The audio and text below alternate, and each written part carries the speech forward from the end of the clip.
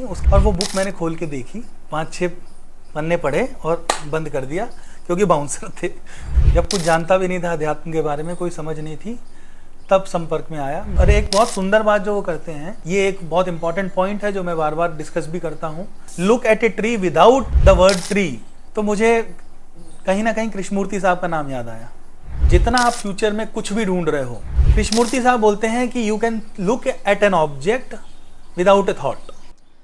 Sir, आपके sessions चलते हैं कृष्णमूर्ति जी की बुक पे, तो आप उनकी टीचिंग्स के संपर्क में कैसे आए और आपने क्या सीखा है उनसे अभी तक? संपर्क में आया, मैं बहुत अर्ली स्टेज में आ गया। इनफैक्ट मैं जब कुछ जानता भी नहीं था अध्यात्म के बारे में, कोई समझ नहीं थी, तब संपर्क में आया। मुझे उनका नाम बताया था मेरे एक करीबी जानने वाले ने।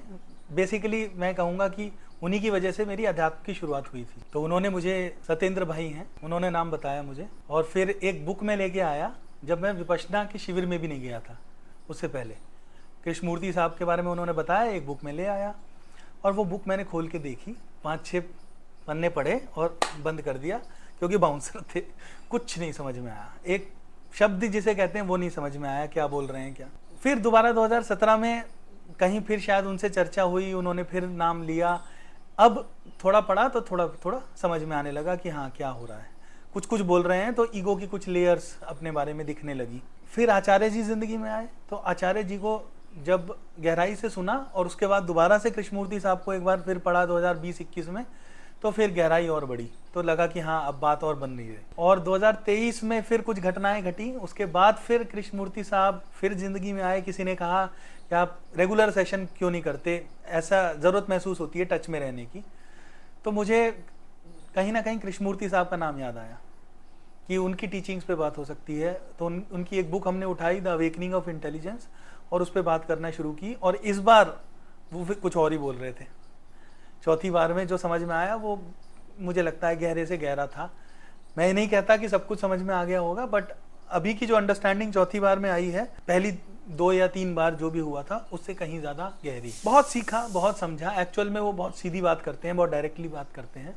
और एक बहुत सुंदर बात जो वो करते हैं, वो बोलते हैं कि जितना आप फ्यूचर में कुछ भी ढूंढ रहे हो, उतना आपको तकलीफ बनी रहेगी लगातार। मतलब वो कह रहे हैं कि कोई फ्यूचर गोल नहीं हो सकता आप, और अगर वो है तो आपकी सीकिंग चालू है कि आप कहीं पहुंचने की चाहत में लगे हुए हो, और वो अपने आप में खतरनाक बात है। ये बात बहुत अच्छे से समझ में आने लगी जब, और फिर दोबारा से उनकी बुक्स के साथ हमने सेशन शुरू किए। तो ये एक बहुत इंपॉर्टेंट पॉइंट है जो मैं बार बार डिस्कस भी करता हूँ। आपकी सीकिंग, फ्यूचर एंड गोल, ये आएगा, मैं ये बन जाऊंगा, या कि एक ऐसा मोमेंट होगा जब मैं ये हो जाऊंगा, वो बंद हो जाना चाहिए। करंट में जो चल रहा है आप उसके साथ बहते जाइए बस।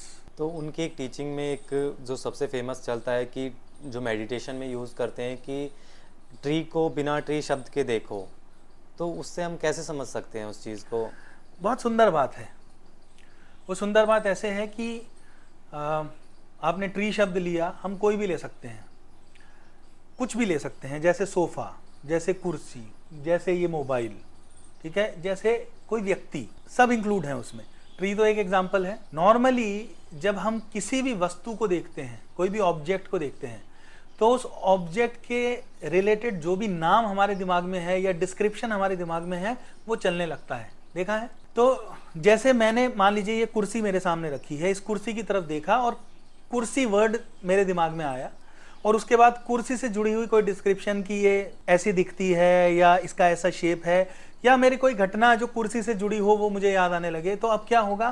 क्या मैं कुर्सी को देख पाऊंगा, या मेरा कुर्सी को देखना तो छूट जाएगा और मैं विचारों में डूब गया? मतलब कि उस समय वैसे इतना पता तो नहीं चलता, पर हाँ, विचारों में डूब जाते हैं। तो जब हम नॉर्मली किसी चीज़ को देखते हैं तो उससे जुड़े हुए विचार हमारे अंदर आने लगते हैं और हम विचारों में चले जाते हैं, हमारा देखना बंद हो जाता है। पर कृष्णमूर्ति साहब बोलते हैं कि you can look at an object without A thought. तो अब मैं इस कुर्सी को देख रहा हूं, मान लीजिए मैं 10, 15, 20 मिनट इस कुर्सी को देखता हूं और कुर्सी शब्द भी मेरे अंदर नहीं चलता, या उसके डिस्क्रिप्शन से रिलेटेड या कोई घटना मेरे दिमाग में नहीं चलती, मेरी नज़र सिर्फ कुर्सी की तरफ है। तो वो यही बोलते हैं कि रियल मेडिटेशन एक्चुअल में यही है कि हम बिना शब्दों के चीज़ों को देख पाएं, या फिर जो हम देख रहे हैं उससे जुड़ा जो शब्द मेरे अंदर चला या जो थॉट मेरे अंदर आया, उसको भी जाना और फिर दोबारा देखने की तरफ नजर चली गई। ये 2 ही संभावनाएं हैं क्या?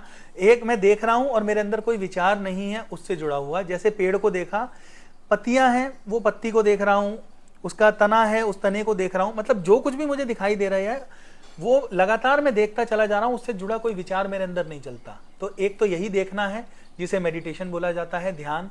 और ये करने से नहीं होता, ये तो स्वतः नेचुरल होता है। इसमें दूसरी पॉसिबिलिटी है कि मैंने पेड़ की पत्ती को देखा या कोई उसमें फल लगा हुआ है, जैसे आम है मान लीजिए, आम। तो आम देखते ही मुझे आम की कोई घटना याद आ गई मेरे जीवन में, जब मैंने आम खाया या आम की वजह से मुझे मार पड़ी, कुछ भी हो सकता है। तो अब वो घटना में डूब गया और देखना तो बंद हो गया ना।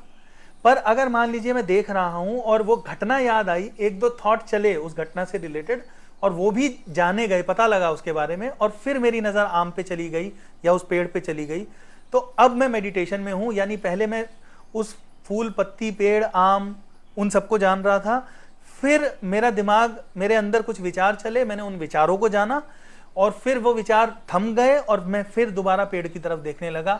अब बिना विचारों के देख पा रहा हूं। ये पूरी प्रक्रिया स्वतः ध्यान। तो वो जब ये बार बार कहते हैं कि look at a tree without the word tree, सही मायने में सही ध्यान तो यही है जहां आप सिर्फ हैं और उस चीज से जुड़े विचार आपके अंदर नहीं है। हालांकि ये शुरुआत में बिल्कुल भी नहीं हो पाता। तो शुरुआत में आपके अंदर विचार चलेंगे उस चीज को लेके, पर आप जब उन विचारों को भी जानते हैं तो दोबारा आपका ध्यान उस तरफ चला जाएगा और इस तरह विचारों का आना धीरे धीरे कम होता चला जाएगा और हो सकता है किसी पॉइंट पे विचार आए भी ना बिल्कुल। सर मैंने ये सुना है जैसे कि कई लोगों से कि उनकी टीचिंग्स काफ़ी हैवी है, जो लोग भी उनके सामने बैठ के उनको सुनते थे तो उनके भी समझ में नहीं आता था। तो फिर हम उनकी टीचिंग्स को कैसे मतलब कि सीख सकते हैं, क्योंकि काफ़ी हैवी हैं और ये भी नहीं पता चलता कि वो हम सही जो वो बोल रहे हैं वही बात हम समझ रहे हैं या नहीं। बात आपकी बिल्कुल ठीक है कि एक्चुअल में जो गहरी से गहरी बात अध्यात्म की हो सकती है, जिसको हम बोलते हैं आखिरी बात या बहुत आगे की बात है, जो शुरुआत में समझ में आना बहुत मुश्किल होता है, वो शुरुआत ही वहीं से करते हैं। अब वो जब शुरुआत गहरी से गहरी बात से करते हैं तो हम में से अधिकतर लोग केपेबल ही नहीं होते वो बात समझने के लिए। उसका कोई भी अनाप शनाप मीनिंग हम अपने आप दे देंगे और फंस के रह जाएंगे। ये सच है। अब इसका कोई इलाज, एक इलाज जो मुझे अपनी ज़िंदगी में समझ में आया, जैसे मैंने आचार्य प्रशांत को जब काफ़ी सुना, बार बार सुना, तो कुछ चीज़ें कृष्णमूर्ति साहब की टीचिंग के बारे में बहुत अच्छे से समझ में आने लगी। सो बेसिकली अगर कोई व्यक्ति है जो गहराई से जीवन को जी रहा है, जिसने कृष्णमूर्ति साहब को बहुत डीपली पढ़ा है और उसके जीवन में बहुत डीप चेंज आया है, वो व्यक्ति अगर हमें समझा सके, ऐसा कोई व्यक्ति, तो उससे आसान हो जाता है कुछ कुछ कुछ कुछ। मैं नहीं कहता एक बार में समझ में आ जाएगा, बट थोड़ा थोड़ा थोड़ा समझते समझते कुछ समय तक अगर आप वो आपके जीवन में एक्सपीरियंस भी कर पाएंगे जो बात हो रही है, तो आपको वो बातें फिर गहराई से एक पॉइंट पे समझ में आने लगेंगी।